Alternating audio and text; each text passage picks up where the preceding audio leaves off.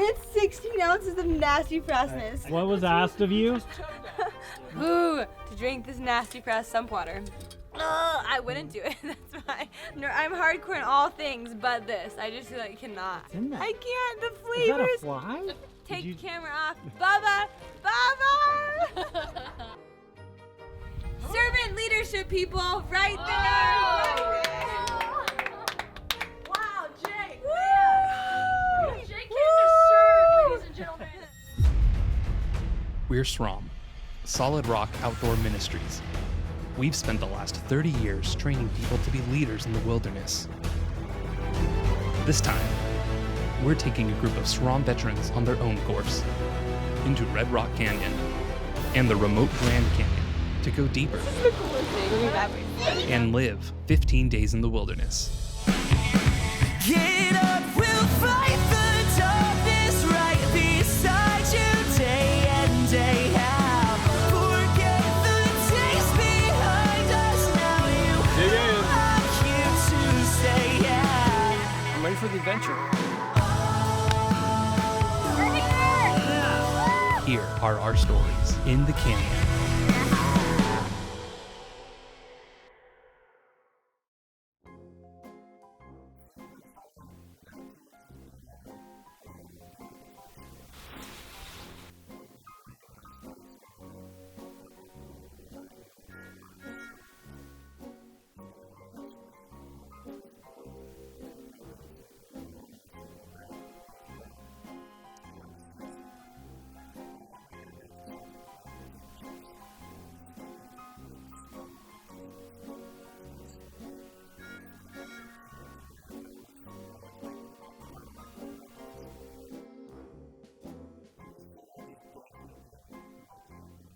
So this is so funny too. Jake we were doing debrief for the day, and he was talking about how he was like super tired that day, just didn't sleep the night before, and he's like, My feeling initially this morning, is that, he's like, I just felt like I was hit by a truck, and I have been hit by a truck, which is so awful, but the way he said it was just so like, no expression on his face.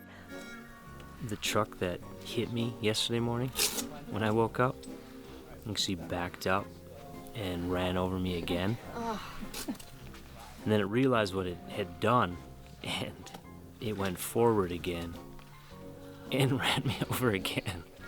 As if like he just was telling you about like the birds in the sky. I mean, just like. So those were my initial feelings in the morning. I think I'm off the pavement right now. And it's funny because like I am a therapist, right? So I'm used to hearing like really awful things, but normally you're like tracking with the person and trying to match their emotion. But I like literally he said that and I like lost it. I'm like, I'm so sorry that happened to you. Like, but I just. Yeah, it's one of those days. But it'll be good. It'll be good moving and get climbing a little bit. But sometimes that truck.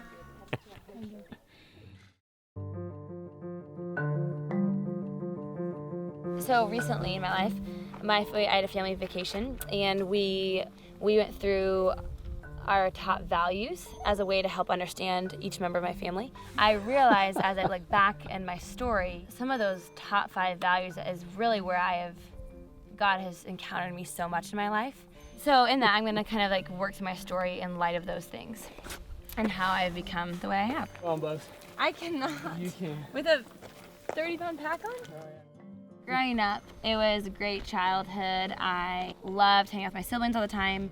My dad, he's a very wise man. He knows the Bible. Like, he is also brought about like a love of adventure and like outdoors. My mom is like the most amazing mother you've ever met. Like, she just has this beautiful heart.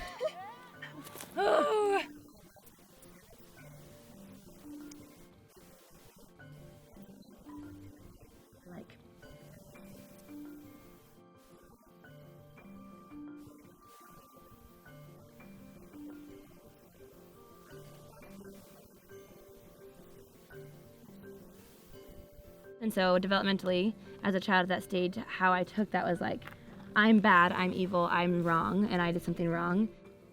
Through that, I began to like develop this pretty intense eating disorder. I was then hospitalized for like my eating disorder when I was a freshman. And when I was in that space, I began like cutting. That was like the first time that I was aware of spiritual warfare component of this. That like led to this like pretty intense like demonic continual encounter where like I knew this demon, I knew his name, he was like really a part of my day-to-day. At the same time, I was very, very aware of God. I love God, like what's going on? Like I'm bad, I'm evil, I'm like a monster because these things are happening. And so that kind of like just continued to get worse. So I tried to commit suicide my sophomore year. And it was like this very interesting thing where like the demon was like super involved in that.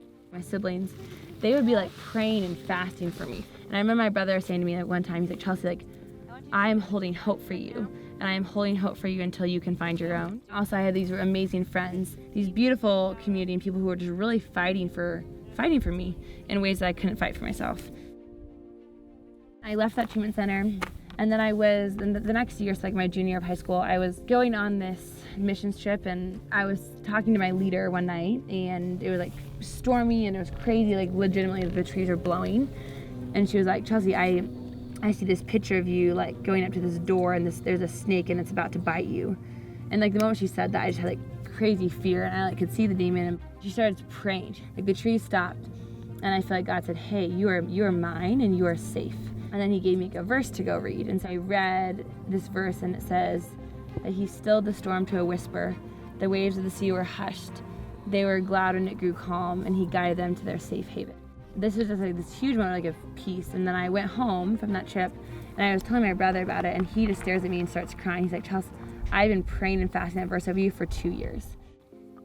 It was just like this one of those moments, right, where you're like, whoa, like God has been intentional with my story. Like God actually really knows and cares and is concerned about me.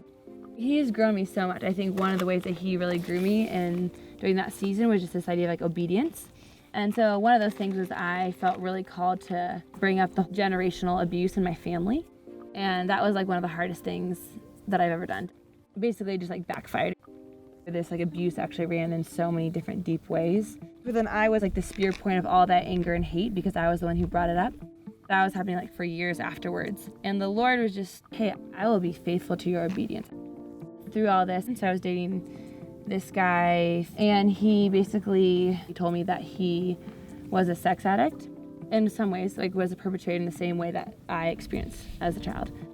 And so literally like the most ironic, his past matched my past, but on like the flip side. And then he was like, also, I want to marry you. It was a very shocking thing in the worst ways possible.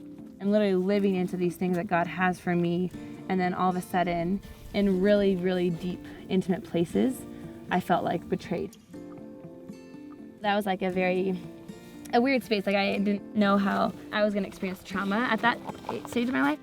Then you have like betrayal and like in, intimate places. There's this place where that needs to be built up with God again too. Man reflects God, but then I had to separate, like, no, like God is actually above and beyond this in so many ways.